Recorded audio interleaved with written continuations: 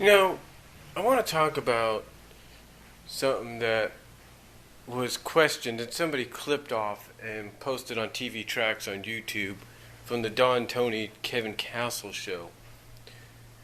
You know, they talked about basically whether Chris Sabin is worthy of being the TNA World Champion. Basically, the title of the thing is Chris Sabin should not be world champion of TNA. And well, here's the thing. They compared it to what's going on with Daniel Bryan right now. Daniel Bryan, of course, has got a lot of momentum. Fans are behind him. They're always chanting yes. Rumors going around now that down the line he may be paired with Stacy Keibler should she return, and so on and so forth. But the point is, Chris Sabin has been with TNA almost essentially since day one, and has been a multiple-time X Division champion, multi-time tag team champion. So it was only fitting that he finally become a Triple Crown winner.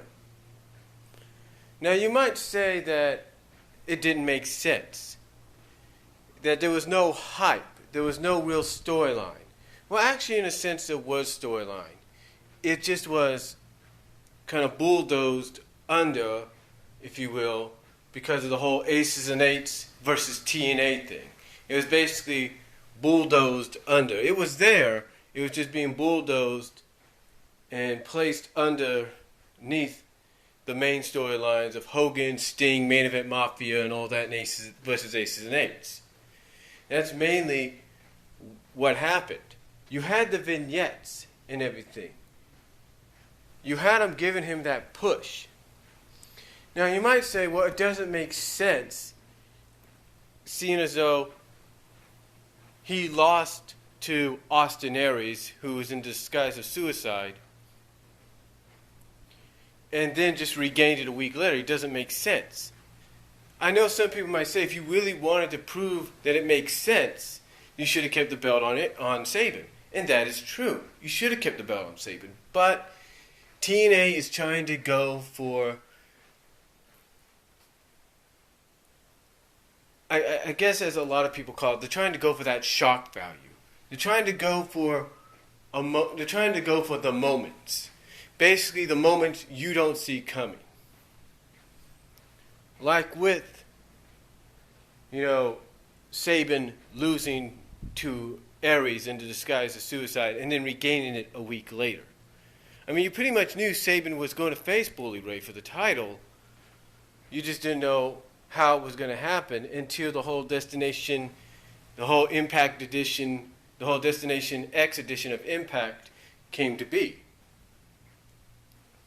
So basically, as confusing as it, not as confusing, but as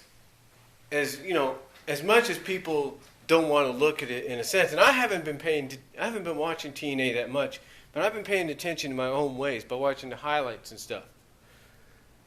And again, TNA, what they're trying to do is go for that shock value, those moments that will get people talking about their product, and will have others hearing about those shock value and moments, tuning in to Impact the following week to see what other shocking moments and what other shock value and shocking moments they're going to get. It's basically about the moment. It's about the shock value. And again, despite the fact that the comeback storyline for Sabin was bulldozed under because of the Main Event Mafia and TNA versus Aces and Eights storyline, doesn't mean it didn't have a purpose. And the other reason he won the title, besides that, is the fact that TNA wants to continue momentum. Well, not just wants to continue kind of gaining some momentum, but also they want to prove that they can keep a tradition going. And that tradition is that Destination X every year to have the Destination X every year to have the X Division champion cash in his title, his reign as champion, in for a shot at being world champion and thus becoming world champion. They want to continue that momentum. It's a unique idea. Because basically, when you think about it, whether someone like Sabin holds on to the title for as long as he's going for who knows how long or not, the idea is to show that you've got. The idea is TNA has a lot of belief in this individual, and has a lot of backing behind this individual, and is backing this individual up a lot, I should say, and really has a lot of belief in them, that they feel they'll be worthy of being the TNA champion. You know? And again, you know, I understand, as crazy as it sounds, I understand where this Don, Tony, and Kevin Castle are coming from. You know, they say that basically they say you go online, you do the advanced search on Google or Bing or Google, and you put in Chris Sabin world champion. I want Chris Sabin as world champion, blah, blah, blah. And I will say this, maybe a year ago, you wouldn't have seen that. Maybe at the beginning of the year you wouldn't have seen that. But as soon as those vignettes started to come back on, people knew who Sabin was. They wanted him back. But because of the fact, again, that your main event storyline involves aces and eights, it involves Hogan, Sting, Main Event Mafia, Kurt Angle, and the rest of TNA, the Sabin comeback story gets kind of pushed to the side. It becomes irrelevant even though it's still there. So, you know, they might be right in some cases where it's like, yeah, you could have, 6, 7, 8 months ago, there was no way people would have been saying, I want Sabin as champion. And that might be true. And there might be that niche fan base that wanted Sabin as champion.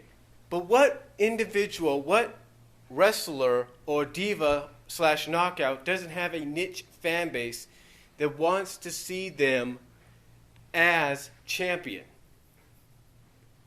Do you not think there's a niche fan base for Alex Shelley when he was part of the company that wanted to see him as champion? Do you not think there's a niche fan base, if you will, that wants to see Magnus as world champion, wants to see Samoa Joe as the champion again? Do you not think there's a niche fan base out there that doesn't want those people, want the only individuals as champion? Do you not think there's a niche fan base that wants Taryn Tyrell, who's improved as much as she has, to become Knockouts champion?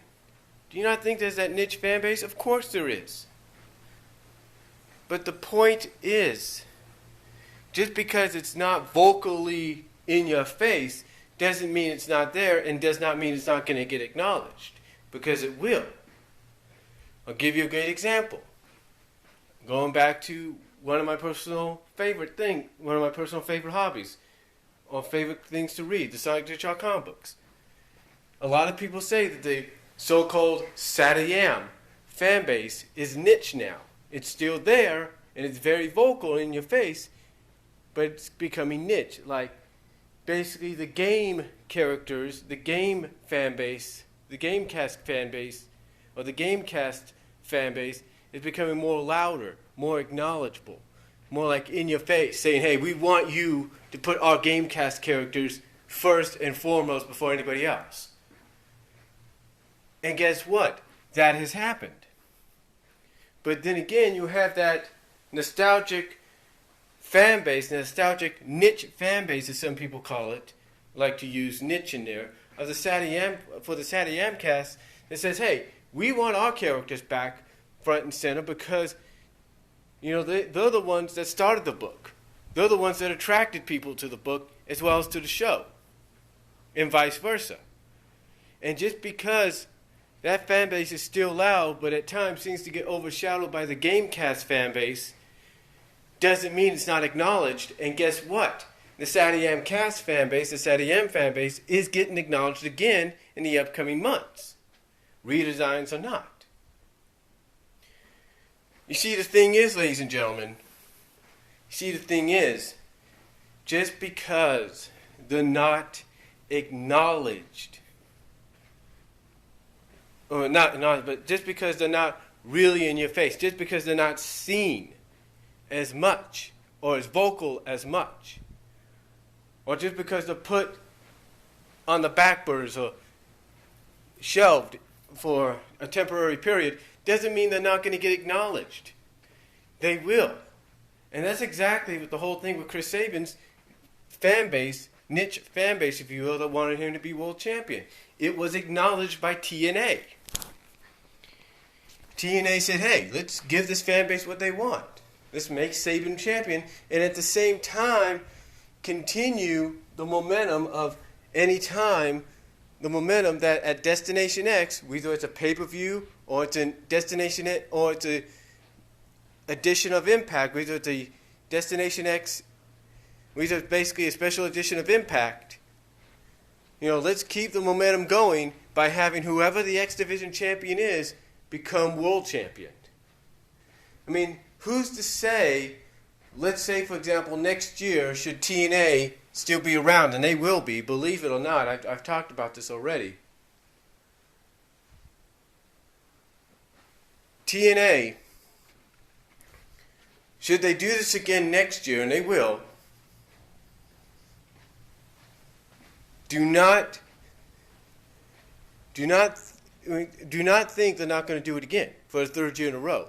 Think about it. Let's say Kenny King, who has a fan base of his own, would not like to see...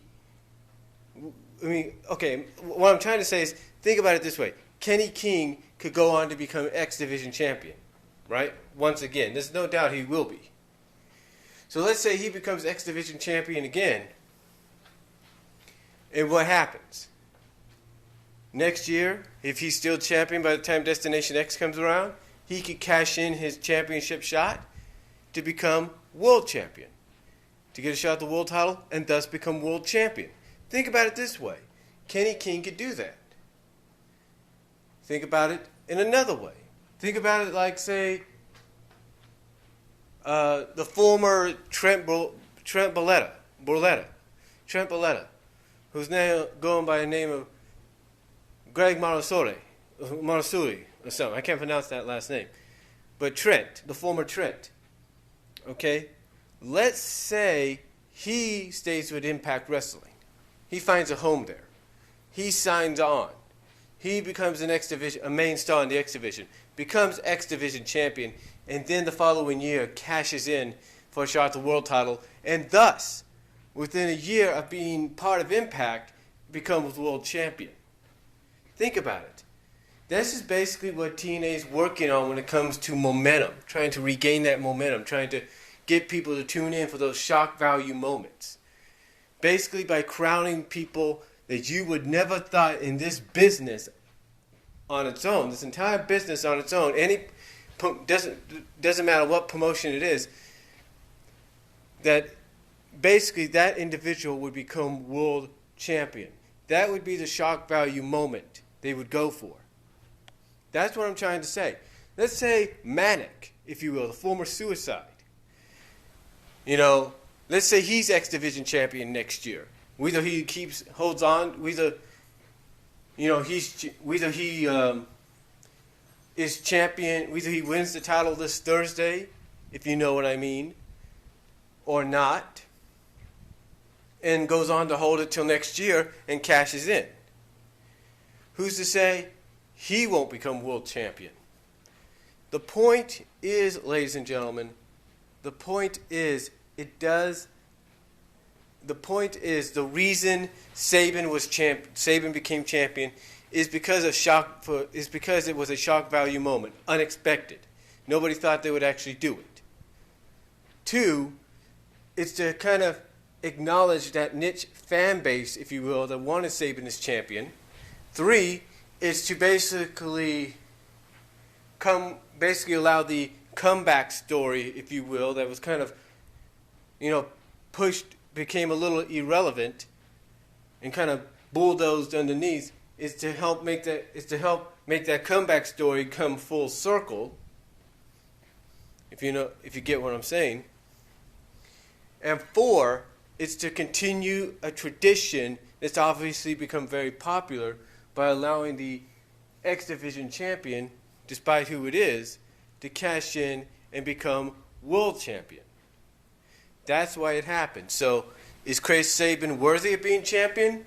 Well, for somebody that's been with the company for as long as he has, for somebody that could have had the opportunity to get out of his contract like Alex Shelley did, and go probably to greener pastures, as people call it, like the WWE, or even go to Ring of Honor, for someone that even despite his injuries remained loyal to the company and remained with the company even when his tag team partner left, and for somebody that's been a multiple-time X Division champion, probably one of the most X Division championship, probably with the most X Division reigns, probably with the most reigns as X Division champion, I should say, and with somebody that's been a multiple-time tag team champion, yeah, I think he's earned it. I think he's earned it, and I think he's deserved it. Could the promoting for this opportunity that he got could have been better? Yeah, I do agree. The promoting of it could have been better. But to me, like I said, injury and like I said, with the injury and all that, and despite the fact that his friend left, his tag team partner left, for someone that has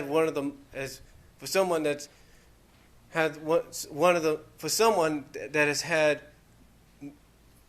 one, if not the most reigns, as X Division champion, and been a multiple-time tag team champion, and a tag team champion for New Japan, yeah, I think he's earned it. The promoting of his match against Bully Ray could have been done better, and I do agree it could have. There's no denying Sabin earned it. The only question now is, will he keep it for a long time? Or, as the storyline is being reported and suggested, will he have to lose it or hand it back to Bully Ray due to legal reasons? Or other means, if you know what I mean. So, that's just my take on Sabin being champion. Let me know what you guys think about it. Comment below, and I'll talk to you.